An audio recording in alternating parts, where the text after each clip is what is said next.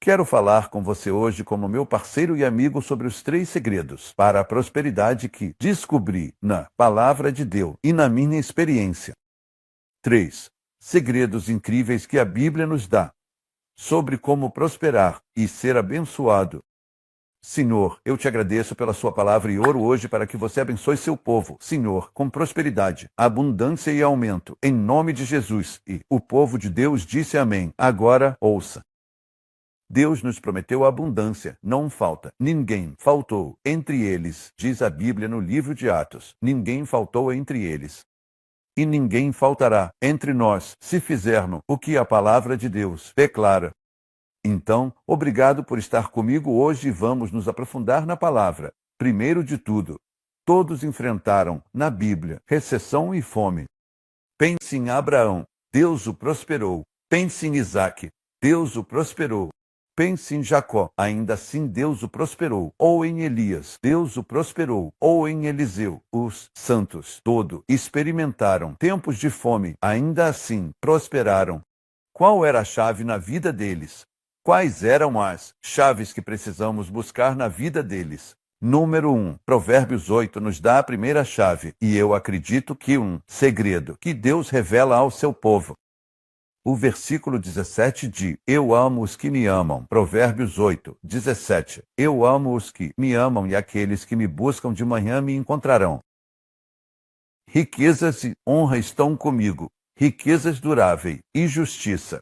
Meu fruto é melhor que o ouro.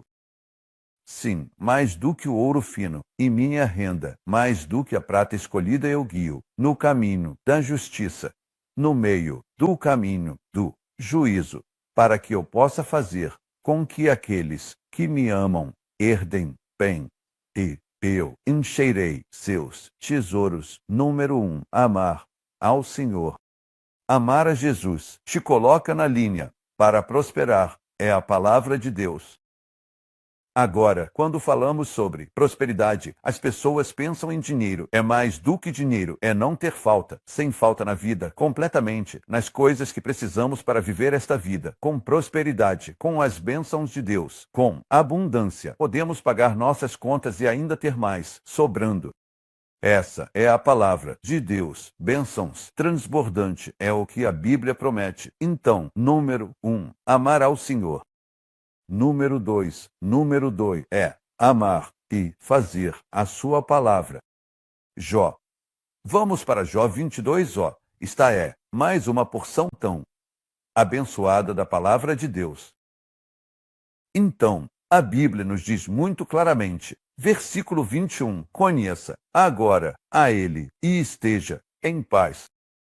Assim, o bem virá-te, vivendo uma vida justa e santa, através da palavra de Deus. Amar ao Senhor é o número 1. 2, diz, conheça o Senhor, esteja em paz, e a única maneira de conhecer a Deus é através da sua palavra. Assim, o bem virá-te, receba, eu te imploro, a lei da sua boca, e guarde suas palavras em seu coração. Isso é tão importante que recebamos a palavra do Senhor em nossos corações, enquanto lemos a palavra e a recebemos em nossos corações. Então diz isso: se tu retornares ao Todo-Poderoso, tudo através do poder da palavra, serás edificado. Tu afastarás a iniquidade de tuas tendas, e então, acumularás ouro, como o pó. Estou lendo Jó 22, 24. Então acumularás ouro como o pó, e o ouro de Ofir, como as pedras dos ribeiros. Sim, o Todo-Poderoso será sua defesa, e você terá abundância de prata. Sabe de uma coisa, eu vivo como um crente há mais de 50 anos. Eu não sabia nada disso quando era jovem. Foi uma grande experiência. Eu tive que aprender através de lições dolorosas. Que dar é a chave. A prosperidade é prometida àqueles que vivem de forma justa e obediente. Nunca vou esquecer o pastor David Story, meu pastor em Toronto. Um dia ele me disse: por que não dá o dízimo? Por que você não está dando isso? Entre Deus e eu. Homem não pôde dizer mais nada. Foi meu sogro. Compartilhei com vocês muitas vezes. Foi meu sogro, Roy Harden, que começou a me mostrar o que a Bíblia diz sobre dar e receber. Porque eu estava prestes a me casar com a filha dele. Eu não quero que ninguém case com minha garota, que não seja generoso. Ele estava certo. E foi Oral Roberts quem me deu mais revelação e verdade sobre dar e receber. E levou um tempo até que eu realmente estivesse convencido. É o jeito de Deus, é a palavra de Deus. Estou no ministério há 48 anos. Eu enfrentei mais problema e desafios financeiros do que qualquer um que está me ouvindo. Mas eu vi o poder do que Deus diz. Se você me ama, está a caminho de prosperar. Ame minha palavra. Agora, tudo bem, eu amo o Senhor e sua palavra, mas eu não estava realmente fazendo o que Deus disse porque, em Jó 36:11, essa é a parte realmente difícil. Essa é a verdadeira chave. Temos que obedecer. Porque diz que se eles obedecerem, se você vê, todos nós podemos amar. Dizemos, bem, eu amo Jesus e quero, sabe, conhecer sua palavra, andar com ele e servi-lo. Mas dar é muito importante. Dar é aquele ato que libera as bênçãos de Deus. Se eles obedecerem, é condicional. Estou lendo Jó 36:11. Se eles obedecerem e o servirem, passarão seus dias em prosperidade, seus anos em prazer. Essa é a chave então, não é? Então amamos o Senhor, amamos e recebemos sua palavra diretamente dele para nós, não através de outra pessoa.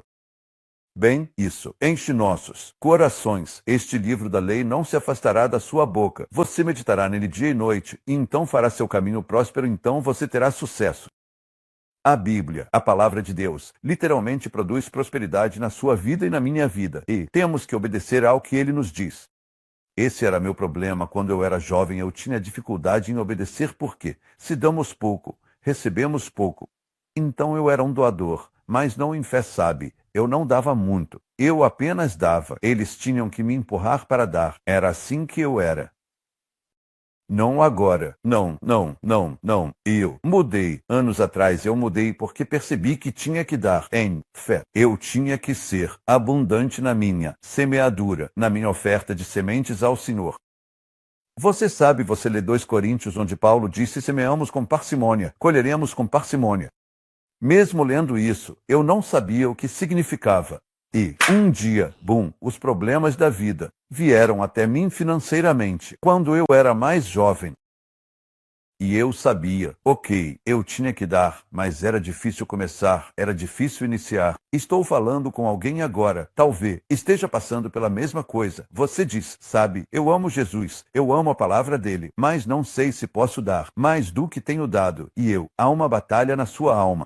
Não. Dar é a chave para receber, porque mostra nossa fé em Deus. Acreditamos em suas promessas, ou não. Então, dar é muito importante. Na Bíblia, há uma história incrível e notável em 2 Reis 3. Em 2 Reis 3, houve um período em que a Bíblia fala sobre falta e a guerra havia chegado a Israel.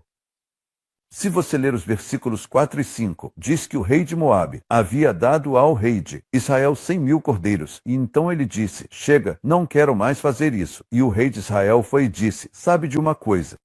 Eu preciso ir à guerra com esse homem para que ele me devolva o que me deve. Então ele vai até o rei de Israel, vai até Josafá e diz, você vai me ajudar. Ele disse, ok, vamos juntos. E então eles vão até o profeta Eliseu. E Eliseu tinha a palavra do Senhor. Então Eliseu, quer dizer Josafá, diz a um profeta, então eles vão vê-lo, e agora a palavra do Senhor vem através de Eliseu. E Eliseu diz, tão certo como vive o Senhor dos Exércitos, uau, diante de quem eu estou, ele disse, ao rei de Israel, eu nem olharia para você nem falaria com você se não fosse pelo rei Josafá. E então ele diz, traga-me um músico. E agora, enquanto o músico tocava, ele disse, assim diz o Senhor, encham este vale de fossas. Por quê? Porque todos estavam com medo de que iam morrer, sem água, fome. Eles estavam no deserto. Eliseu diz: encham este vale de fossas. Todos estão se perguntando por que estamos cavando fossas. Porque Deus estava prestes a enviar água, mas a água não veio, até o versículo 20. Aconteceu de manhã, lendo 2 Reis 3.20. Aconteceu de manhã, quando a oferta de carne foi apresentada. A chave era uma semente. Aconteceu de manhã, quando a oferta de carne foi apresentada, que eis que veio água pelo caminho de Edom, e a terra estava cheia de água, porque eles tinham dito antes: nós vamos todos morrer. Sabe, estamos em um deserto, não tem chovido, blá blá blá. E Eliseu diz: aqui está o que Deus diz. Vocês não verão vento nem chuva. Ainda assim o vale será cheio de água, para que vocês possam beber, e seus gados e animais. E isso não é nada para Deus. Ele também entregará os moabitas em suas mãos, certo? O que eles tinham que fazer? Semear a semente. No momento em que semearam a semente, no momento em que o sacrifício foi oferecido, a água veio. Você está procurando hoje ser abençoado por Deus e não sabe de onde vem. Deus diz: prepare-se, estou prestes a te abençoar, e tudo o que você precisa fazer é dar essa oferta. Vemos isso repetidamente na palavra de Deus. Eu vi isso tantas vezes na minha própria vida, e eu só quero que você acredite em Deus hoje, que Deus cuidará de você. Olha, enfrentei momentos na minha vida que não achava que isso poderia acontecer. Não sabia de onde viria. A Bíblia diz: honre o Senhor com sua substância. E os primeiros frutos de todo o seu aumento, dar honra a Deus, dar é adorar a Deus.